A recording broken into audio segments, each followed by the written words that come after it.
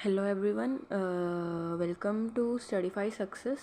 So today we will start with the Geography Chapter 2 Part 2 of Forest and Wildlife Resources. तो हम इसका Part 2 start करते हैं। आज हमने Part 1 में हमने क्या डिस्कस किया था? Part 1 में हमने फ्लोरा एंड फोना के बारे में पढ़ा था। जैसे कि आप सभी को याद होगा, आप लोगों को जो Part 1 का लिंक है वो आपको डिस्क्रिप्शन में मिल जाएगा। उनके हैंड रिटन नोट्स भी डिस्क्रिप्शन में आपको मिल जाएंगे। So guys, flora and fauna के बारे में हमने पढ़ा था। उसके बाद हमने कुछ कैटेगरीज पढ़ी थी स्पीसीज़ की। आई थिंक आप सबको याद होंगी। Normal species, endangered species, vulnerable species, rare species, endemic species, extinct species. Conservation के बारे में पता किया था हमने। IUCN के बारे में पढ़ा था हमने। और कुछ हमने नेगेटिव फैक्टर्स पढ़े थे that cause fearful depletion of flora and fauna in India. Okay, तो हम गाइस आज हम पढ़ेंगे कुछ सॉरी हम आज पढ़ेंगे conservation of forest and wild life in India. Conservation in the background of rapid decline in wild life population and forestry has become essential. मतलब कंजर्वेशन जो आज के टाइम पे है बहुत ज़्यादा डिक्लाइन फॉर्म में चल रहा है वाइल्ड लाइफ पॉपुलेशन में।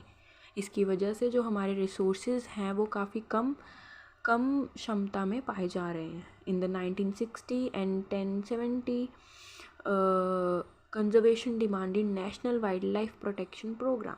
1960s में ही एक डिमांड किया था हम सब ने एक कंजर्वेशन के लिए। National wildlife protection programme हमने एक प्रोग्राम डिमांड किया था।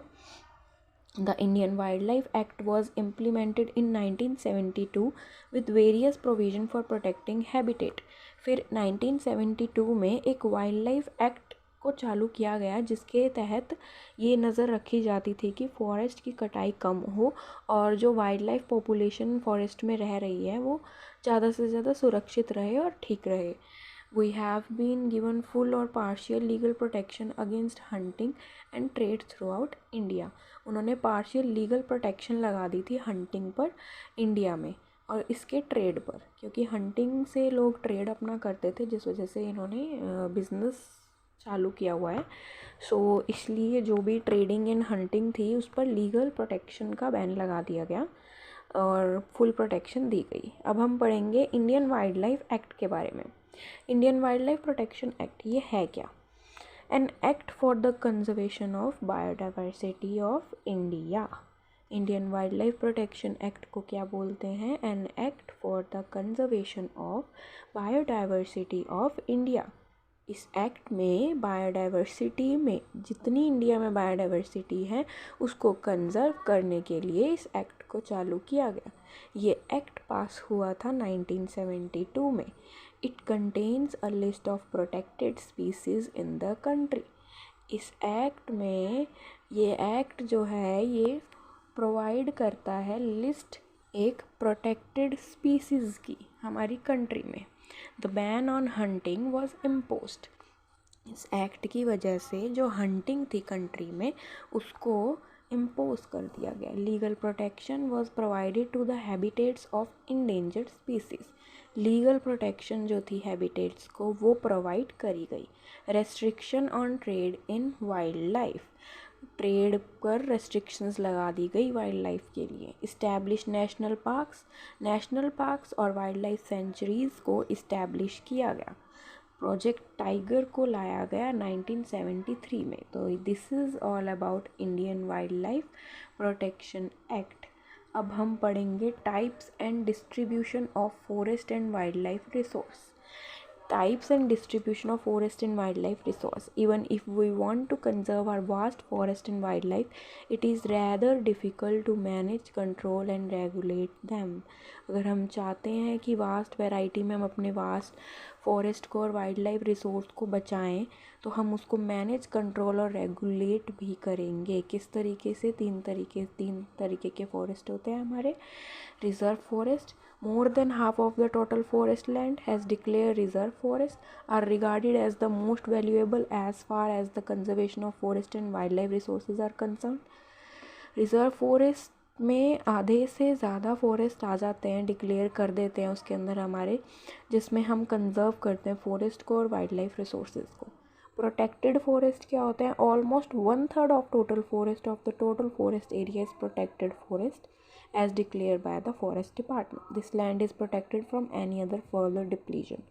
प्रोटेक्टेड फॉरेस्ट जो होते हैं वो 1/3 टोटल फॉरेस्ट का आप ले सकते हैं। इसमें क्या किया जाता है, कुछ पार्ट को फॉरेस्ट के फ्यूचर के लिए डिप्लाइन किया जाता है, प्रोटेक्ट किया जाता है ताकि वो आगे यूज़ आए। Unclassed forest, these are other forest and waste lands belonging to both government and private individuals and communities. Unclassed forest is basically waste lands which is belonging under the both government and private individuals and community. अब हम पढ़ेंगे community and conservation. Community and conservation के बारे में हम पढ़ेंगे। We often ignore that in India forest are also home to the traditional communities. हमने काफ़ी चीज़ें इग्नोर की हैं कि इंडियन फॉरेस्ट जो हैं वो ट्रेडिशनल कम्युनिटी है एक हमारे इंडिया की। In some areas of India local community are struggling to conserve these habitats along with government officials recognization that only this will secure their own long term livelihood. कई areas में local communities में struggle करते हैं लोग ताकि वो ज़िंदा रह पाएँ। The Alwar district of Rajasthan has declare 1200 hectares. उन्होंने तो यहाँ तक कि 1200 एरिया अपना डिक्लेयर कर चुके हैं कंजर्व के लिए। अलवार डिस्ट्रिक्ट राजस्थान में। The famous Chipko movement in the Himalayas has not only successfully resisted deforestation in several areas. Chipko movement जो हिमालयस में किया गया था वो सक्सेसफुली पूरा नहीं हुआ, बट जितना भी पूरा हुआ उस टाइम पर सेवरल एरियाज़ में डिफॉरेस्टेशन चालू हो गई थी। Farmers and citizen groups like the beach बचाओ आंदोलन इन Tehri and Navdanya have shown that adequate level of diversified crop production without the use of synthetic. Farmers और जो सिटीज़न ग्रुप्स थे, बीज बचाओ आंदोलन चालू किया गया टेहरी में, नावदन्या चालू किया गया, ये अलग अलग लेवल पर क्रॉप प्रोडक्शन करते थे, डाइवर्सिफाई करते थे ताकि जो हमारा सिंथेटिक है वो यूज़ हो। The programme has been in formal existence since 1988 when the state of Orissa passed the first resolution for joint forest management. ये जो फॉर्मर्स जो तो ये जो फॉर्मल्स एग्जिस्टेंस थे ये सारे 1988 तक चालू हुए, जब तक ओडिशा ने पास कर दिया था एक प्रोग्राम, एक management, joint forest management. Okay, so now we will discuss about the movement, Chipko movement. Chipko movement basically started in 1970s in Garhwal in Uttarakhand. Garhwal में उत्तराखंड में 1970s में चिपकू मूवमेंट स्टार्ट किया गया, जब लोगों को देखा कि भाई प्रोटेक्शन नहीं हो रही है, रिसोर्सेज कम हो रहे हैं, हंटिंग हो रही है, फॉरेस्ट को काटा जा रहा है, तो कुछ बचेगा ही नहीं नेचर के लिए। तो इसीलिए लोगों ने चिपकू मूवमेंट स्टार्ट कर दिया था 1970 में गढ़वाल में उत्तराखंड में। Trees were prevented from being cut by forming a human circle around them. Trees को काटने से रोका जाता था, ट्रीज़ के आसपास एक सर्कल बनाकर लोग खड़े हो जाते थे and it spread across the country. और ये पूरे शहर में ये बात फैली और पूरे कंट्री में ये मूवमेंट जो था ये चालू किया गया और आसपास के इलाकों में भी हुआ। बीज बचाओ आंदोलन क्या है? It started in 1980s in Tehri region of Uttarakhand, led by farmer social activist Vijay Jardhari. ये एक फार्मर थे और एक सोशल एक्टिविस्ट थे विजय धरवारी, इनके द्वारा बीज बचाओ आंदोलन चालू किया गया, जिससे कि हमारी क्रॉप प्रोडक्शन को डाइवर्सिफाई किया गया था 1980s में टेहरी रीजन ऑफ उत्तराखंड में। It started in 1988 by government of India, और फिर गवर्नमेंट ने अपने गवर्नमेंट वेरीफाइड द्वारा इसको स्टार्ट किया गया 1988 में, पूरे 8 साल बाद। फर्स्ट लॉन्चेज इन ओडिशा, फर्स्ट इसको लॉन्च किया गया ओडिशा में। Involve local communities for conserving wild life and restoring degraded forest, और लोकल कम्युनिटीज़ को भी इसमें इंक्लूड किया गया ताकि वो भी कंजर्व करें। फिर हमारा आता है जॉइंट फॉरेस्ट मैनेजमेंट, जो कि ओडिशा में चालू हुआ। It is launch by various state government, ये सारी स्टेट गवर्नमेंट्स की राय लेकर ही चालू किया गया। In this programme village communities are interested with the protection and management of the nearby forest. इस प्रोग्राम में जो विलेज की कम्युनिटीज़ होती थी आसपास की, उनको प्रोटेक्शन में लगाया जाता था नियर बाय फॉरेस्ट के, कि वहाँ पर कोई हंटिंग या कटिंग के लिए ना आए। Areas concerned are usually degraded और इवन डिफॉरेस्टेटेड एरियाज़, और एरियाज़ जो दिए जाते थे वो यूजुअली डिग्रेडेड होते थे। The first state to start this program was Odisha in 1988। पहली स्टेट जिसने ये प्रोग्राम स्टार्ट किया वो ओडिशा था 1988।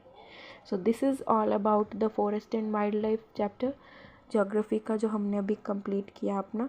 तो ये हमारा चैप्टर था। आई होप आप सबको समझ आया होगा। इस चैप्टर का जो पार्ट 1 है वो आपको यूट्यूब हमारे डिस्क्रिप्शन पर मिल जाएगा।